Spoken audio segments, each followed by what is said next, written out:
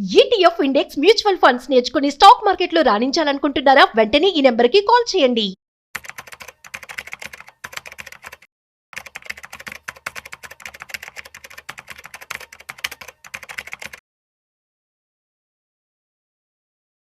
నమస్తే సార్. నమస్తే అండి. సార్, గోల్డ్ అండ్ సిల్వర్ గురించి మాట్లాడుకుంటే వార్ స్టార్ట్ అయినప్పుడు రైజ్ అయ్యాయి, మళ్ళీ పడిపోవడం చూసాము, మళ్ళీ ఫ్లక్చువేట్ అవుతుంది, ఒకరోజు పెరుగుతుంది ఒకరోజు తగ్గుతుంది.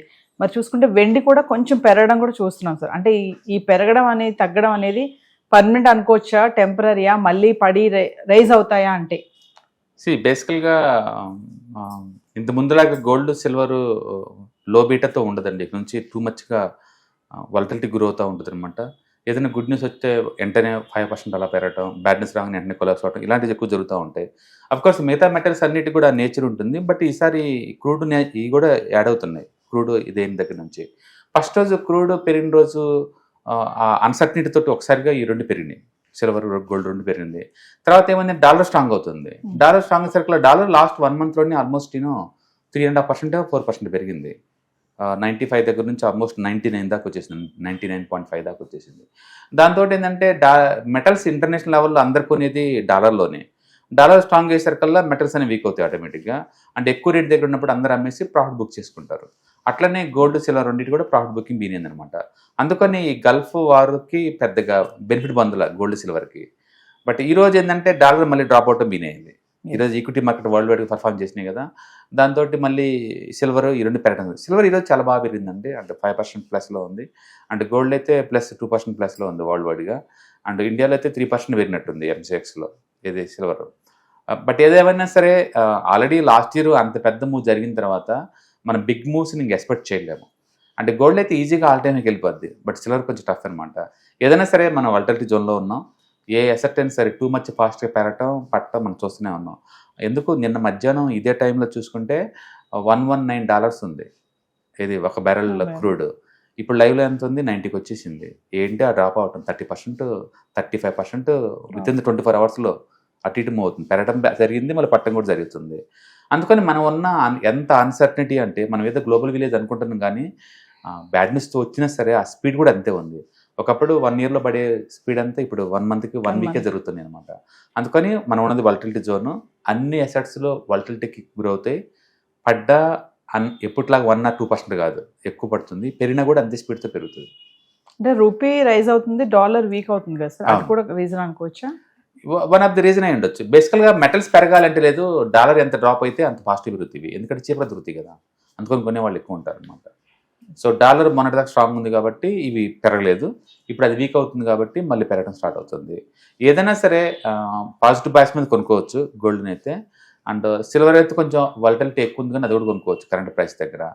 ఆల్రెడీ పడింది, మళ్ళీ ప్లస్ ఒక 2 months నుంచి టైం కరెక్షన్ తీసుకున్నాయి కాబట్టి ఇంక టూ మచ్ పడే ఛాన్స్ లేదు. కాబట్టి సిల్వర్ని $75 to $80 దగ్గర, అండ్ గోల్డ్ అయితే $5,100 దగ్గర స్టేబుల్ అయ్యే ఛాన్స్ ఎక్కువ ఉంది. ఈ టైంలో మరి ఇన్వెస్ట్మెంట్ చేయొచ్చు అంటారా గోల్డ్? ఎస్ఐపీలో ఆల్వేస్ బెస్ట్ థింగ్ అండి. ఒకేసారి లంసన్ నేను రికమెండ్ చేయను, కానీ బట్ ఫర్ ఎస్ఐపీ. ఎస్ఐపీలో ఉన్న బ్యూటీ ఏంటంటే ఎవ్రీ మంత్ పెట్టుకుంటూ పోతాను.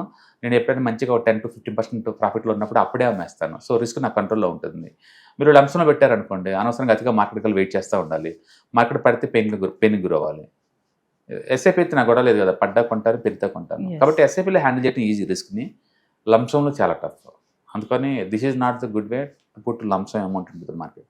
అంటే కమింగ్ టు గోల్డ్ గురించి మాట్లాడుకుంటే మీరు ఎస్ఐపి అన్నారు కదా సార్, ఎస్ఐపి వర్సెస్ లంసమ్ అంటే ఏంటి డిఫరెన్షియేషన్? లంసమ్ అంటే మనం ఒకేసారి బల్క్లో కొంటాం, మొత్తం డబ్బులు ఒకేసారి పెట్టేసి. అప్పుడు మార్కెట్ డ్రాప్ అయింది అనుకోండి, చాలా ప్రాబ్లం అవుతుంది. మార్కెట్ పెరిగింది అనుకోండి, సూపర్ హ్యాపీ. బట్ మన కండిషన్ మనకు తెలియదు కదా మార్కెట్ నెక్స్ట్ ఏం జరిగిద్దో. ఎస్ఐపి అయితే ఏమవుద్ది, నేను ఎట్లా ఇన్స్టాల్మెంట్లో 10 ఇన్స్టాల్మెంట్లో కొందామని ప్లాన్ చేశాను అనుకోండి. ఈ 10 ఇన్స్టాల్మెంట్ లోపు పడితే నాకు ఎందుకు, పెరిగితే నాకు ఎందుకు, నేను ఎట్లాగో 10 ఇన్స్టాల్మెంట్ పెడదాం అనుకుంటున్నాను. ఫస్ట్ ఇన్స్టాల్మెంట్ ఇప్పుడు పెట్టాను కాబట్టి నాకు ఇబ్బంది లేదు. అంటే ప్రాఫిట్లో ఉన్నప్పుడే నేను బుక్ చేసుకుంటా, లాస్ట్లో ఉన్నప్పుడు ఎట్లా బుక్ చేసుకోను. అందుకని ఎస్ఐపీలో కంఫర్ట్ ఉంటుంది. ఇప్పుడు అదే ఈక్విటీ మార్కెట్ అనుకోండి, మ్యూచువల్ ఫండ్ లాంటి ఇప్పుడు లంసం కొనుక్కోవచ్చు, ఎందుకంటే మంచి డిస్కౌంట్లో ఉంది కదా. లాస్ట్ 2 years నుంచి పెద్ద పర్ఫార్మెన్స్ లేదు, మంచి డిస్కౌంట్లో ఉంది.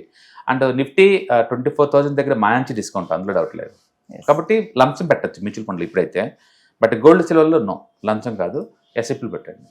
ప్రజెంట్ సిచ్యువేషన్లో సార్ గోల్డ్ గురించి తీసుకుంటే డిజిటల్ తీసుకోవడం బెస్టా, ఫిజికల్గా వెళ్ళడం మంచిదా? ఫిజికల్గా ఎప్పుడు కాదు, always go for ETFs. ETFs అయితే చాలా కంఫర్ట్, లిక్విడిటీ. ఎప్పుడైనా ప్రైస్ సడన్గా పెరిగింది అనుకోండి, మార్నింగ్ అమ్మేసుకోవటం చాలా ఈజీ. అంటే ఫిజికల్గా ఒకసారి కొంటే ఇంకా అంత ఈజీగా అమ్మలేవు, నాట్ కంఫర్ట్. ఎస్. కాబట్టి ఈటీఎఫ్ ఫార్మెట్లో కొనుక్కోండి. ఈవెన్ మ్యూచువల్ ఫండ్ల ఫార్మెట్లో దొరుకుతాయి, కానీ బెటర్ ఏంటంటే ఈటీఎఫ్స్ బాగుంది. అంటే కొంతమంది అనలిస్టులు చెప్పే మాట ఏంటంటే ఇంకా బాగా పెరిగిపోతుంది బంగారం ధర, వెండి ధర. వెండి 5 లక్షల వరకు వెళ్ళిపోతుంది, బంగారం 2 లక్షల వరకు వెళ్తుంది, ఈ ఫ్లక్చుయేషన్స్ కొద్ది రోజులు మాత్రమే అని అంటున్నారు సార్. మరి మిమ్మల్ని అడిగితే బేసికల్గా మెటల్స్కి డిమాండ్ పెరుగుతున్న మాట నిజం. ఓకే, అయితే 1 yearలోనే 100% పెరిగేంత డిమాండ్ అయితే ఖచ్చితంగా కాదు. అంటే silver already too much speculative జోన్లో ఎంటర్ అయ్యి ఇప్పుడే సెటిల్ అవుతుంది. అండ్ సిల్వర్ ఇండస్ట్రీ డిమాండ్ పెరుగుతున్న మాట నిజం. ఎందుకంటే మనం ఉన్న మోడర్న్ ఏరియాలో ఎలక్ట్రానిక్స్ టూ మచ్ వాడుతుంటాం కాబట్టి, ఎలక్ట్రానిక్స్లో కండక్షన్ యాక్టివిటీ కింద సిల్వర్ వాడతారు కాబట్టి సిల్వర్ డిమాండ్ ఉంటుంది. అండ్ రెండోది మైనింగ్ యాక్టివిటీ బాగా డల్ అయింది అండ్ అవుట్పుట్ తగ్గింది కాబట్టి డిమాండ్ ఉంటుంది.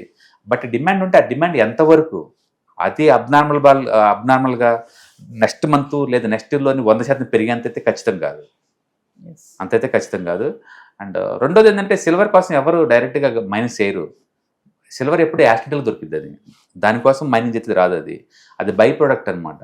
అందుకని 80% సినారీలో సిల్వర్ ఎప్పుడు కూడా యాక్సిడెంటల్గా దొరకటమే, దానికోసం డిగ్ చేస్తే అది రాదనమాట. అందుకని బై ప్రోడక్ట్గా దొరుకుతుంది కాబట్టి దాన్ని అలా తీసుకోవటమే. రెండోది ఇండస్ట్రియల్ డిమాండ్ అయితే పెరుగుతుంది, ఆ విషయం అందరికీ తెలుసు. అంటే డిమాండ్ ఇండస్ట్రీ తగ్గట్టు బయట రావట్లేదు, అది కూడా తెలుసు. కానీ అదే టైంలో ఎంత పెరగటాన్ని ఎక్స్పెక్ట్ చేస్తారంటే 5 లక్షలు 10 లక్షలు అంత సీన్ లేదు. మేబీ 3 lakh నుంచి 4 lakh మధ్య నెక్స్ట్ 1.5 year 2 years ఉంటుంది ఖచ్చితంగా. ఆ రేటే ఇండస్ట్రీ భరించలేదు, అంతకంటే ఎక్కువ అంటే ఆల్టర్నేటివ్ చూసుకుంటారు వాళ్ళు, అది అంత లేదు. గోల్డ్ పెరిగిద్ది ఈజీగా. ఎందుకు గోల్డ్ పెరిగిద్ది అంటే సెంట్రల్ బ్యాంక్స్ యొక్క సపోర్ట్ ఉంది కాబట్టి. అండ్ పబ్లిక్ కొంటవే తప్ప అమ్మటాలు ఉండవు. ఊహించుకోండి, ఇండియాలో కొన్ని లక్షల మ్యారేజ్ జరుగుతాయి ఎవ్రీ ఇయర్. మ్యారేజ్ జరిగిందంటే ఎక్కువ వాళ్ళు కుట్టేది గోల్డ్లో పెడతారు, పైగా అది బయింగ్ తప్ప సెల్లింగ్ లేదు కదా ఇంకా. అందుకని మైనింగ్ యాక్టివిటీ ద్వారా ఎంత వచ్చినా సరే ఆ గోల్డ్ డిమాండ్ ఎప్పుడు ఉంటుంది బై డిఫాల్ట్. అందుకని గోల్డ్ డిమాండ్ సస్టైన్ అవుతుంది, సిల్వర్కి అంత డిమాండ్ సస్టైన్ అవ్వదు. అందుకే మీరు బాగా జాగ్రత్త చూస్తే సింగిల్ డేలో సిల్వర్ పడింది 30%, గోల్డ్ పడింది 9%. దాని మీద ఏంటంటే గోల్డ్కి ఫర్ ఎవర్ డిమాండ్ ఉంటుంది. అండ్ బై డిఫాల్ట్ దాన్ని ఇన్వెస్ట్మెంట్లో ట్రీట్ చేస్తారు గోల్డ్ని. అంటే సిల్వర్ అలా కాదు, అది హార్డ్ కోర్ ఇండస్ట్రియల్ డిమాండ్ అంతే. అంటే పబ్లిక్ డిమాండ్ చాలా తక్కువ, సెంట్రల్ బ్యాంక్స్ టూ మచ్ కొనవు. అంటే ట్రెడిషనల్గా ఇన్వెస్ట్మెంట్ అంటే గోల్డే, కాబట్టి గోల్డ్ కన్జర్వేటివ్ సిల్వర్తో పోల్చుకుంటే అది సస్టైనబిలిటీ ఉంటుంది. అది ఈజీగా ఆల్ టైమ్ హై దాటిది కూడా, అందులో డౌట్ లేదు, next maybe couple of months నుంచి ఇయర్స్లో. బట్ సిల్వర్ అలా కాదు, మళ్ళీ ఇంకొక స్పెక్యులేటివ్ యాక్టివ్స్ రన్ అయితే అప్పుడు కలబోద్ది. బట్ గుర్తుపెట్టుకోండి, మిగతా కమాడిటీస్ అన్నిటికి కూడా అన్ని ఆల్ టైమ్ హైలో ఉన్నాయి. ఈవెన్ క్రూడ్ కూడా చాలా ఫాస్ట్గా పెరిగింది లాస్ట్ 3 daysలోనే కదా. సో కమాడిటీస్ అన్నిటికీ డిమాండ్ నడుస్తుంది మార్కెట్లో, బట్ అబ్నార్మల్ డిమాండ్ ఉంటుందని నేను అనుకోవట్లేదు. అంటే వార్ స్టార్ట్ అయినప్పటి నుంచి చూసుకుంటే సార్, డైరెక్ట్గా కానీ ఇండైరెక్ట్గా కానీ ఎఫెక్ట్ అనేది గోల్డ్ అండ్ సిల్వర్ పైన ఎలా ఉంది అంటే ఓవరాల్గా? పెరగలేదు పడలేదు నేను అంటుంది అది. ఈ వార్ వల్ల, ఈ అన్సర్టనిటీ వల్ల గోల్డ్ సిల్వర్ పెద్ద పెరగలేదు పడలేదు. లాస్ట్ 1 month రిటర్న్స్ 2-3% ఉంది గోల్డ్ సిల్వర్లో. లాస్ట్ 1 yearలో చాలా రేర్ అట్లా అంత తక్కువ మూవ్ అవటం అనేది, ఎందుకంటే డాలర్ స్ట్రాంగ్ అవటం. రెండోది, ఎప్పుడైనా ఒక ఈవెంట్ జరిగినప్పుడు ఏంటంటే అందరూ లిక్విడిటీ ఇష్యూస్ వస్తాయి. లిక్విడిటీ ఇష్యూస్ వచ్చినప్పుడు ఏంటంటే ఏ అసెట్ మీ దగ్గర ఉంటే వాటిని అమ్మేస్తారు, అమ్మి ఎన్కాష్ చేసుకుంటారు. బహుశా గోల్డ్ సిల్వర్ కూడా రెడీ టు సెల్ లాగా ఉన్నట్టుంది, అమ్మేసుకొని అమౌంట్ క్యాష్ చేసుకున్నారు. ఎందుకంటే వార్ జరుగుతుంది, నాకు అమౌంట్ కావాలి కాబట్టి రిచ్ వాళ్ళందరూ బై డిఫాల్ట్ దాన్ని డిస్పోజ్ చేసి ఉండొచ్చు, అలా దానికి సప్లై క్రియేట్ అయ్యి ఉండొచ్చు అట్లా. రెండోది, డాలర్ కూడా స్ట్రాంగ్ ఉంది కాబట్టి ఈ టైంలో అమ్మితే నాకు ఎక్కువ డబ్బులు వస్తాయి కాబట్టి అమ్మి ఉండొచ్చు. అట్లా వరల్డ్ వైడ్గా ఎంతకంత సెల్ జరిగి ఉంటుంది. ఎందుకంటే ఎక్కడ వరల్డ్ వైడ్గా ఒకే రేటు నడుస్తుంది అంటే మీనింగ్ ఏంటి, ఒక గల్ఫ్లోనే సప్లై ఉంటే వేరే చోట ఉండకూడదు కానీ రూల్ ఏం లేదు కదా. అంటే దట్ మీన్స్ వరల్డ్ వైడ్ కూడా గోల్డ్లో ప్రాఫిట్ బుకింగ్ జరిగింది, గోల్డ్ సిల్వర్లో ప్రాఫిట్ బుక్ జరిగింది కాబట్టి పెరగకుండా ఉంది. అంటే లాస్ట్ 1 month టైం కరెక్షన్ నడుస్తుంది. యాక్చువల్గా ఏదైనా ఎసెట్ బాగా డ్రాప్ అయిన తర్వాత ఆ టైం కరెక్షన్ అది గుడ్ అనమాట. యూజువల్గా అది 2 to 6 months జరిగింది ఆ టైం కరెక్షన్. అది జరిగిన తర్వాత మళ్ళీ మూవ్ తీసుకుంటుంది ఎటో కట్టు. నాకు తెలిసి మళ్ళీ all time high gold and సిల్వర్లో గోల్డ్కే జరిగింది ఫస్ట్ ఆల్ టైమ్ హై జరగటం. Silver maybe take couple of months అవతల జరిగింది. సో వివర్స్, March 14, March 15 సాయంత్రం 6 గంటల నుంచి 9 గంటల వరకు 2 రోజులు నిర్వహించబోయే స్టాక్ మార్కెట్ ఎన్లి సుందరరామరెడ్డి గారి క్లాసెస్కి అటెండ్ అవ్వండి. బెస్ట్ ఇన్వెస్ట్మెంట్ ఫండ్స్ ఏంటి, ఎక్కడ ఇన్వెస్ట్మెంట్ చేయాలి, ఎలా ఇన్వెస్ట్మెంట్ చేయాలి, ఎంత ఇన్వెస్ట్మెంట్ చేస్తే ఎంత వస్తుంది, బెస్ట్ షేర్స్ ఏమున్నాయి, హై రిటర్న్స్ ఇచ్చే ఫండ్స్ ఏమున్నాయి, మీరు కనుక సార్తో మాట్లాడి మీ డౌట్స్ అన్ని కూడా క్లియర్ చేసుకోవచ్చు. ఈ వెబినార్లో జాయిన్ అవ్వడం వల్ల మీకు ఒక best investment strategies and ideas కూడా నేర్చుకునే అవకాశం ఉంది. మరి ఇంకెందుకు ఆలస్యం, కింద స్క్రోల్ అవుతున్న నెంబర్కి కాల్ చేసి ఇమీడియట్లీ స్లాట్ బుక్ చేసుకోండి. హలో ఫ్రెండ్స్, ఫైనాన్స్ ఫ్రీడమ్ మీద వెబినార్ జరగబోతుంది. ఇది డైలీ 3 hours ఉంటుంది, 3 days ప్రోగ్రామ్. దీంట్లో మీకు ఫైనాన్స్ ఫ్రీడమ్ ఎలా సాధించవచ్చు via with ETFs, index funds, mutual funds ద్వారా డీటెయిల్ గా ప్రాక్టికల్ వేలో మీకు ఎక్స్ప్లెయిన్ చేయబడుతుంది. అండ్ దీంట్లో ఎనీ డౌట్స్ ఉన్నా సరే ఇమీడియట్ గా వెబినార్ లోనే ఎక్స్ప్లెనేషన్ చెప్తారు. అండ్ అలాగే మ్యూచువల్ ఫండ్స్ ఎగ్జామ్స్ ఎవరైనా రాద్దాం అనుకున్నా సరే, మ్యూచువల్ ఫండ్ డిస్ట్రిబ్యూటర్ గా మీరు సెటిల్ అవ్వాలన్నా సరే ఎలా చేయొచ్చు, వాటికి సంబంధించిన డీటెయిల్ ఎడ్యుకేషనల్ వివరాలు మొత్తం కూడా ఈ ప్రోగ్రామ్ లో డీటెయిల్ గా చెప్పబడుతుంది. కాబట్టి ఎవరైనా సరే ఈ వాలటిలిటీ ఉన్న ఈ స్టాక్ మార్కెట్ లో స్టేబుల్ గా ఉండి అండ్ మంచి returns via with ETFs, index funds, mutual fund ద్వారా ఎలా సంపాదించవచ్చు, ఎందుకు ఇవి ఇంపార్టెంట్, ఫైనాన్స్ ఫ్రీడమ్ కి ఎలా ఉపయోగపడతాయో ఇవన్నీ కూడా డీటెయిల్ గా ఎక్స్ప్లెయిన్ చేయబడుతుంది. కాబట్టి ఎవరైనా ఇంట్రెస్ట్ ఉన్న పార్టిసిపెంట్స్ అందరూ కూడా ఈ అవకాశాన్ని వినియోగించవలసిందిగా కోరుతున్నాను. Thank you.